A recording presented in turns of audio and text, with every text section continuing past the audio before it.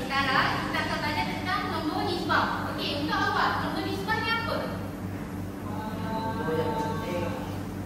Nombor nisbah ni dia ialah nombor pecahan. Pecahan kita bentuk dia macam mana? Contoh dia 1/2. Okey, ini ialah contoh nombor nisbah. Dan definisi dia sekarang, nombor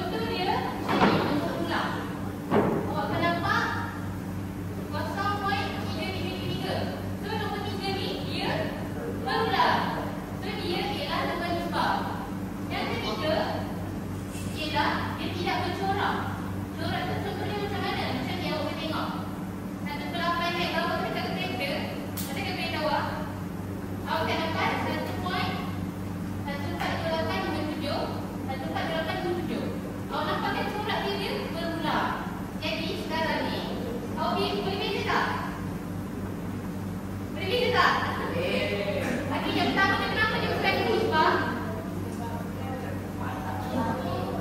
Okey, awak faham tadi? Tidak berulang. Okey, yang kedua? Tidak bercorak. Yang ketiga? Tidak berakhir. Okey, betul-betul.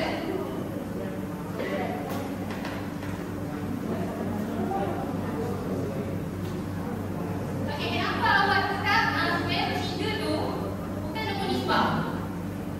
Kenapa? Bisa orang beritahu kenapa awak cakap kat sini sebenarnya bertiga ni bukan nombor nisbah? Betul. Okey, betul. Awak ada contoh apa? Betul. Awak? Tak berakhir. Sebab skala 3 ni dia bukan nombor nisbah sebab apa? Dia tak berakhir. Okey. Nombor contoh skala 4 kuasa 4 skala 9 tu kenapa dia bukan nombor nisbah? Betul. Awak boleh jawab atau boleh jawab? Boleh. Masih tanya awak boleh jawab? Tak boleh. Jadi hidup diam Okey. Awak kenapa tak? Awak boleh jawab ke kalau saya tanya? Skala 3 kenapa dia bukan nombor nisbah? Skala 3 kenapa dia bukan nombor nisbah? Betul. Jadi? Betul. Okay, saya akan beritahu kepada ke apa nombor nisbah tu? Nombor nisbah tu dari segi dia apa? Pecahan. Pecahan yang tidak tak faham apa ni? Apa yang tidak pulang?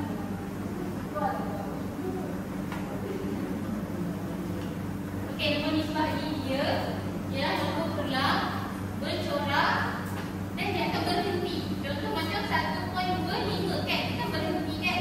Itu syarat dia sebenarnya. Faham kan? Kalau dah berada dalam bentuk P maupun Q, itu dah memang nombor nisbah. Okey? Okey.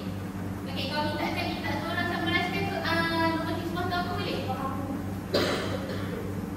Awak bagi ketiga tu je. Tak pulang. Boleh? Boleh?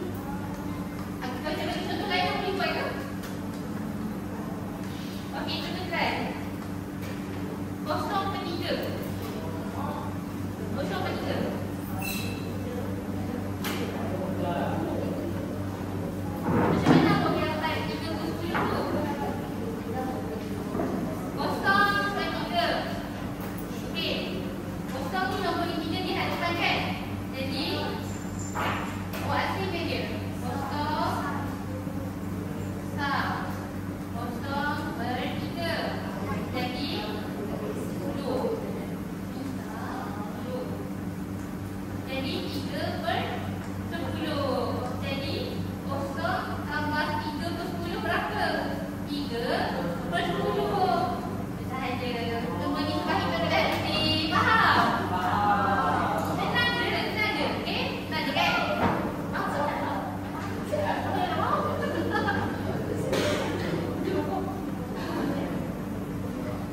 Nanti bagi contoh lain. Awak nak contoh yang mana?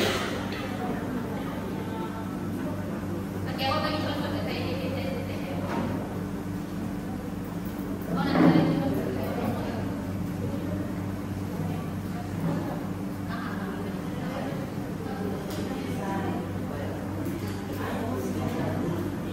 Apa ni?